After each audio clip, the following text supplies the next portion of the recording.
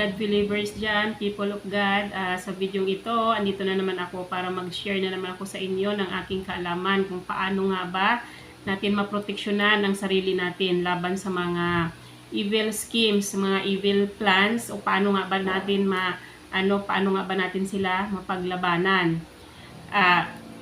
Para sa mga God believers, sa mga people of God, given na yan na talaga kasama sa buhay natin yung aatakihin talaga tayo ng devil at saka yung mga demons niya, kasi yun nga ang papel nila sa mundo na to, ang sirain ang mga anak ng Diyos. Kaya dapat lang na maging aware tayo sa mga tactics ng mga devil na yan, kasi araw-araw tayo ay inaatake ng devil na yan. Huwag kayong makampante mga God believers dyan. Akala nyo kampante kayo kasi si Satan o yung devil wala dito sa mundo. Akala nyo nasa hell siya. Wala, andito siya sa mundo, diba? Pinapaalala nga sa atin sa Bible, 1 Peter chapter 5 verse 8 to 9, be alert and of sober mind. Your enemy the devil prowls around like a roaring lion looking for someone to devour.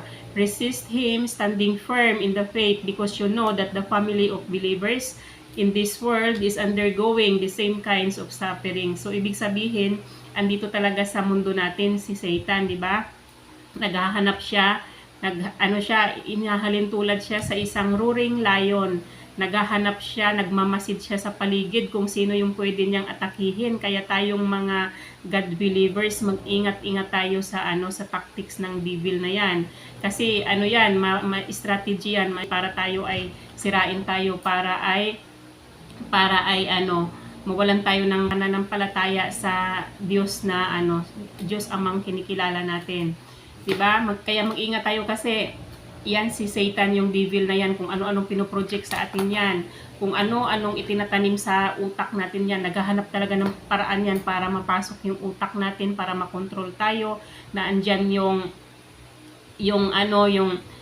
pilit na ipinapasok sa utak natin na hindi tayo ganun kagaling, na hindi tayo, pilit niyang pinapa-feel sa atin na na bitter tayo, na may inggit tayo sa katawan natin, na na nagsiselos tayo. Kasi katulad sa akin, ako talaga kasi meron nga akong TikTok shop, hindi pa naman siya kumikita, hindi naman siya ganun hindi siya ganun ka-productive, hindi pa siya ganun hindi pa kumikita ng malaki. Kumikita man ako, nakakabenta ako pa isa-isa, pag ganun pa lang. Lagi akong may nakikita na mga post ng katulad ko na mga TikTok affiliates din, na kumikita na sila ng milyon-milyon. Parang pinoproject lang yun ng devil sa akin, ay parang lang yung talagang sinasadya yun para siguro ay inggitin ako, para siguro ay makaramdam ako ng selos, ng inggit, o maging bitter ako sa buhay ko. Tapos minsan naman nakakakita ako ng mga yung buong pamilya na parang magkakasama sila, ang saya-saya, kasi porket alam ng devil na mag-isa lang ako, wala akong kasamang pamilya. Siguro yun, pinoproject lang talaga yun, talagang niya yun, yung techniques niya yun para maging bitter ako sa buhay ko, para maging maging miserable siguro ang buhay ko. Kaya tayong mga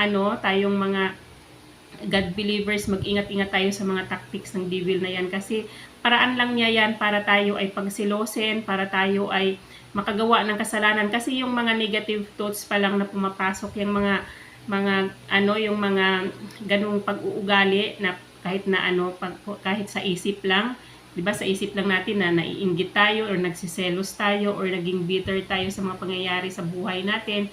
Kasalanan na yan, guys. Kasalanan sa Diyos yung mga ganung kaya talagang dinadali ng devil yung utak natin para tayo ay magkasala tayo sa Diyos at mawalan tayo ng pananampalataya sa Diyos. Kaya tayo ba na mga God believers, hayaan na lang ba natin ang devil o si Satan na na lamunin na lang tayo, na sirain na lang tayo sa sa mata ng Diyos? Di ba? Syempre hindi.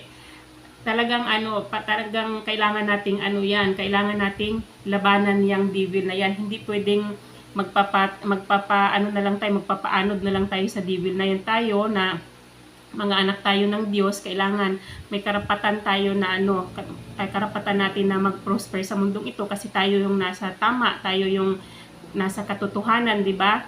Kaya nga dapat kasi nakalagay sa Bible na ang daming mga taong nasisira, mga anak ng Diyos na nasisira kasi kulang sa kaalaman, nakalagay Hosea, basahin ko para sa inyo ha.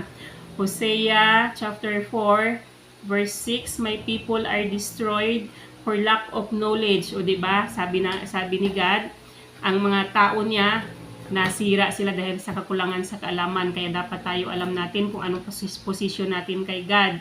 Diba, mga God believers tayo, ibig sabihin kung dati man tayong gumawa ng kasalanan, ay binago natin yung buhay natin, inaccept natin si God sa buhay natin, at sinunod natin yung mga kautusan ng Diyos, ibig sabihin, anak tayo ng Diyos, di ba? Anak na tayo ng Diyos noon. Binilang na tayo ng Diyos bilang anak niya dahil tinanggap natin siya sa buhay natin. Huwag natin niyang kakalimutan guys na kapag tayo, God believers tayo, inaccept natin si God sa buhay natin, ang posisyon natin sa Kanya guys, anak niya tayo guys, huwag niyong kakalimutan yan kasi yung devil na yan guys, mahilig yan mangundi na. Kukundinahin kayo ng devil na yun, sasabihin, bubulungan kayo, sasabihin sa inyo, hindi kayo makakaakyat sa langit dahil sa mga nagawa nyong kasalanan in the past, dahil sa hindi kayo ganun kagaling, hindi kayo ganun kulang yung pananampalataya nyo, kasi alam nyo na yung devil na yan, king of lies, sinungaling yan devil na yan, kaya huwag kayong magpapaniwala, kaya dapat talaga alamin nyo kung sino kayo, kung anong posisyon nyo sa buhay ni God, kung sino kayo sa buhay ni God, di ba? Alamin niyo yung posisyon niyo, kung sino kayo, kung tunay kayo na anak ng Diyos, kung kayo ay sumasampalataya sa Diyos, kung kayo ay nasunod sa kautusan ng Diyos, ibig sabihin anak kayo ng Diyos. Huwag kayong magpapaniwala sa kasinungalingan ng devil, dahil lahat tayo may karapatan tayo guys na magbalik loob sa Diyos guys, may karapatan tayo na gumawa ng tama at papatawarin tayo ng Diyos. Kaya nga si Jesus Christ, kaya nga siya namatay sa cross para sa kasalanan natin. Kasalanan ko, kasalanan ninyo, tinubos na yung mga kasalanan natin, kaya siya namatay sa cross, di ba? Kaya lahat tayo may karapatan tayo na magbalik loob at humingi ng tawad. Papatawarin tayo ng Diyos kasi nga tinubos na tayo ni Jesus Christ, tinubos na tayo sa cross, di ba? Kaya papatawarin tayo. Huwag kayong magpapaniwala sa devil na yan, kung sasabihan man kayo o bubulungan man kayo ng devil na hindi kayo makakaakyat sa langit dahil sa mga dating mga kasalanan nyo na pinagsisihan nyo na. Wala na yun guys, ibig sabihin kapag binago nyo yung buhay nyo, tapos sinurinder nyo kay God yung buhay nyo, humingi kayo ng tawad sa mga kasalanan nyo, nagbalik loob na kayo, wala na yung mga past na kasalanan nyo, yung mga dating kasalanan nyo guys, buburahin na ni God yan, wala na yan, as in back to zero na kayo, kasi nga humingi na kayo ng tawad at binago nyo na yung buhay nyo, lumakad na kayo sa daang matuwid na yung will na ni God yung sinusunod nyo sa buhay nyo, yung mga kautusan niya ang sinusunod nyo. Ibig sabihin, yung mga dating kasalanan nyo, burado na yon. Kaya huwag kayong magpapaniwala sa Biblia na sinasabing na hindi kayo makakaakyat sa langit kasi nga dahil sa mga dating pagkakasala nyo na, wala na yun guys. Kaya dapat talaga alamin nyo kung sino kayo, at saka dapat guys i-submit nyo yung buong buhay nyo kay God, nakalagay sa guys, para kayo ay layuan ng devil, nakalagay sa Bible, James 4:7, submit yourselves then to God, resist the devil and he will flee from you. O kapag sinubmit nyo na kay God yung sarili nyo, kapag sinurrender nyo na kay God yung sarili nyo, ibig sabihin guys, hindi na ang yung devil sa inyo, hindi na yan makakapaminsala sa inyo kasi si God na ang bahala sa inyo dahil sinurrender nyo na sa Kanya yung buhay nyo. Kaya huwag kayong matakot, huwag kayong mag-alala, at huwag kayong magpapaniwala sa kasinungalingan ng devil na yan guys. Kailangan mapaglabanan natin yung devil na yan. Huwag tayong maniwala sa mga sa mga kasinungalingan yan, mga tactics niyan.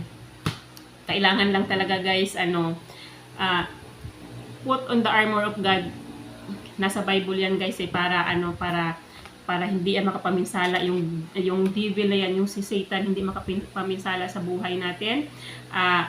i-ano nyo guys yung Ephesians chapter 6 verse 11. Put on the whole armor of God so that you may be able to stand firm against the tactics of the devil. O diba? O ano nga ba yung mga armor of God na yon? Number 1 dyan, yung righteousness. Diba? Lumakad tayo sa matuwid na daan.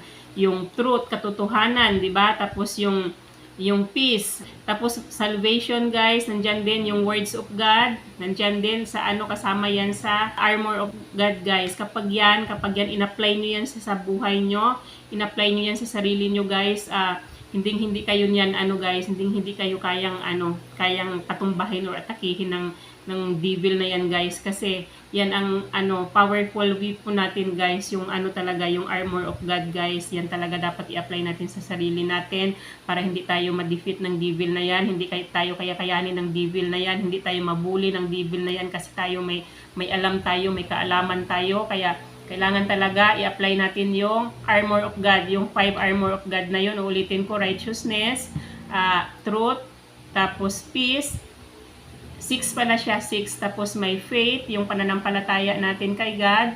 Tapos salvation, at saka yung word of God.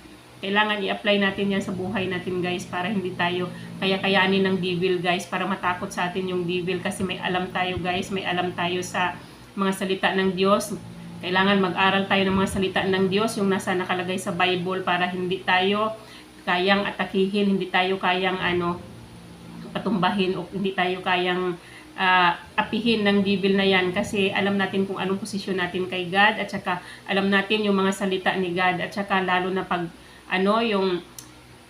yung nagpipray tayo, madalas tayong mag-pray guys, wala yan, hindi yan kung ano man yung mga binabalak ng mga evil scheme, ano man yung binabalak ni Satan sa atin, hindi yan magtatagumpay guys, kapag yan ay in-apply natin sa sarili natin guys, yung yung armor of God. Hindi yan si Satan makakapaminsala sa atin guys. Tapos pray tayo palagi guys, yan ang pinaka-powerful na weapon ng isang God believers, para yan si Satan ay layuan tayo guys, at hindi na yan muling makapaminsala sa atin. Kaya dapat talaga mag-aral tayo ng mga salita ng Diyos, kasi para may alam din tayo guys, para hindi tayo kaya-kayanin ng mga kalaban natin guys, hindi tayo pagtawanan, kasi kiniklaim natin sa sarili natin na anak tayo ng Diyos, tapos wala tayong alam sa mga salita ng Diyos, diba? Dapat talaga guys, pag-aralan natin yung mga salita ng Diyos, kasi nandyan ang katotohanan guys. Kaya nga si Satan ayaw niya ang mga God believers nag-aaral ng mga salita ng Diyos, ng mga ng Bible, 'di ba? Ayaw niya 'yan, kasi andyan ang katotohanan, 'di ba? Sinungaling nga siya kung ano-ano ang binubulong niya sa mga kung anong sinasabi niya sa mga anak ng Diyos, 'di ba? Kung tayo alam natin yung salita ng Diyos, hindi tayo basta-basta magpapaniwala sa kanya, kasi alam natin yung katotohanan Kaya nga ayaw niya na ang mga God believers ay nagbabasa ng Bible. Kaya dapat talaga yan ang natin, yun ang pagtuunan natin ng pansin guys, kung talagang gusto natin na tayo ang mangingibabaw sa mundong ito guys, at hindi tayo kaya-kayanin ng mga kalaban natin. Yun lang naman guys, yun lang naman ang ma-share ko sa inyo. Sana nakatulong ang video na ito. Sana ay kung nagustuhan niyo ang video kong ito guys, pa-like naman, at saka pa-subscribe ng aking channel. Papindot niyo na rin yung bell button para ma-update kayo kaagad kapag nag-upload na naman ako ng panibagong video. Yun lang, hanggang dito na lang guys yung aking video. Bye-bye and God bless you all. Bye-bye.